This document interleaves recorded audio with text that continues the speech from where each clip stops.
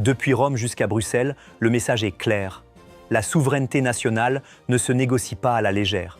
Le 10 octobre 2025, le ministre italien de l'économie, Giancarlo Giorgetti, a déclaré que son pays défendra ses Golden Powers, ses prérogatives légales permettant à l'État d'intervenir dans les secteurs jugés stratégiques, alors que la Commission européenne s'apprête à engager 2 procédures à l'encontre de la législation italienne, selon plusieurs sources internes.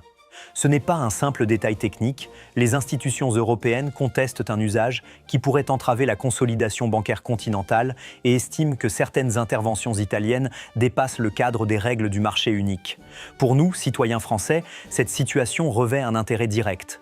Elle pose ouvertement la question: jusqu'où un État membre peut-il décider seul des conditions de son industrie, de ses banques et de ses actifs stratégiques, tout en respectant les règles partagées de l'Union européenne ?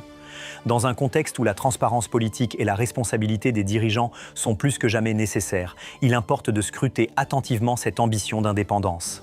Car le 2 octobre 2025, toujours selon des sources de la Commission à Rome, l'Italie a annoncé vouloir ramener son déficit à 3% de son produit intérieur brut cette année, en phase avec le plafond européen, après avoir visé 3,3% quelques mois auparavant.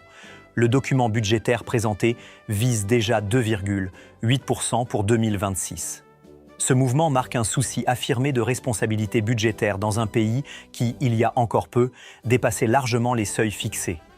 Pour notre part, cela conforte l'idée que la souveraineté nationale ne signifie pas faire n'importe quoi, mais choisir librement dans un cadre commun. N'oubliez pas de cliquer sur le bouton rouge juste en dessous de la vidéo pour vous abonner, de cliquer sur la cloche pour recevoir une notification à chaque nouvelle vidéo, de liker la vidéo et de partager votre opinion dans les commentaires. Revenons-y. Qu'est-ce que cet affichage italien signifie concrètement ? D'abord, c'est un avertissement à Bruxelles. Rome envoie le message qu'elle ne se laissera pas imposer de contraintes sans négociation. Elle considère, comme l'a dit Giorgetti, que la sécurité nationale est la responsabilité exclusive du gouvernement national. Ensuite, c'est un signal pour les autres États membres, y compris la France. Il existe un espace de liberté, mais aussi de devoir. Lorsque l'on parle de souveraineté, ce n'est pas l'unilatéralisme, mais la capacité à décider de ses priorités dans le respect de l'engagement européen. Cela implique transparence, justification solide et respect des règles communes. Enfin, c'est une invitation à la France à réfléchir sur sa propre position. Protéger ses intérêts stratégiques tout en étant un membre à part entière d'un ensemble européen. Si un pays comme l'Italie affirme son rôle, cela ne doit pas inciter à l'isolation, mais à une participation active et exigeante. Nous devons nous demander, la France défend-elle avec autant de force sa souveraineté économique et industrielle tout en respectant ses engagements européens ? La transparence des décisions, le contrôle démocratique, la responsabilité publique sont les piliers d'une politique digne de la confiance des citoyens. En ce sens, ce que fait Rome est une invitation, celle de renouer avec un débat clair et net, non pas entre Bruxelles contre les États, mais entre les citoyens, les États et les institutions européennes. L'enjeu est de réaffirmer que l'intérêt national ne s'oppose pas à l'intérêt collectif, mais qu'il doit pouvoir s'exprimer dans des conditions de clarté et d'exigence. Lorsque la France ou l'Italie négocient des dossiers industriels, bancaires ou stratégiques, ce n'est pas seulement une question de traité ou de budget. C'est une question de confiance des peuples envers leurs dirigeants et de crédibilité dans l'arène européenne. Ce premier segment vous pose donc un cadre. Un État membre, l'Italie, affirme son autonomie tout en affichant une discipline budgétaire et interpelle les institutions européennes. Pour la France, c'est un signal auquel répondre avec lucidité, détermination et responsabilité publique. Dans le prochain segment, nous verrons les enjeux à venir, les conséquences possibles pour Bruxelles, Rome et Paris, et comment la France peut sortir de cette séquence avec ses intérêts renforcés. Dans cette deuxième partie, nous allons explorer les conséquences possibles de la posture affichée à Rome, ce que cela implique pour Bruxelles et, surtout, pour la France. Le débat sur la souveraineté nationale, sur la clarté et sur les responsabilités des dirigeants y trouve un terrain concret.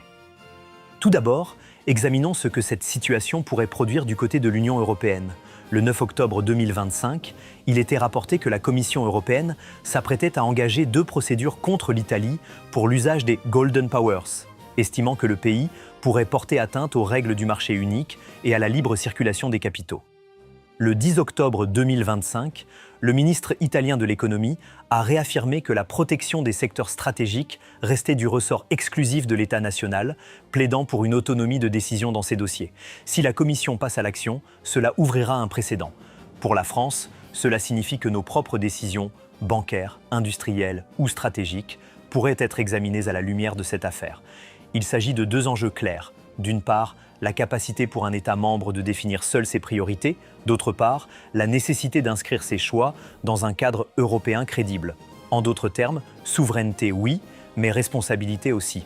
Ensuite, ce qui se joue en Italie du côté budgétaire est également éclairant. Il est confirmé que le pays s'est engagé à ramener son déficit public à un niveau compatible avec les règles européennes afin de sortir d'une procédure pour déficit excessif. Cette trajectoire budgétaire, annoncée et contrôlée, montre que l'exercice d'indépendance ne s'effectue pas hors du cadre, mais dans la négociation et la responsabilité. Pour la France, c'est un exemple à observer. Choisir ses axes stratégiques tout en respectant nos engagements européens, pour ne pas se fragiliser. Maintenant, quel impact pour la France en pratique ? Il y a 3 pistes à envisager. Premièrement, la France peut tirer parti de cette séquence pour renforcer sa voix au sein de Bruxelles. Si un État membre montre qu'il peut combiner protection nationale et alignement européen, alors la France peut exiger plus de transparence, plus de débats en amont et plus de partage d'expertise. Nous devons promouvoir l'idée que l'intérêt national n'est pas antinomique de l'action européenne, mais qu'il exige une politique lisible, assumée et contrôlée. Deuxièmement, la France doit aussi vérifier ses propres choix.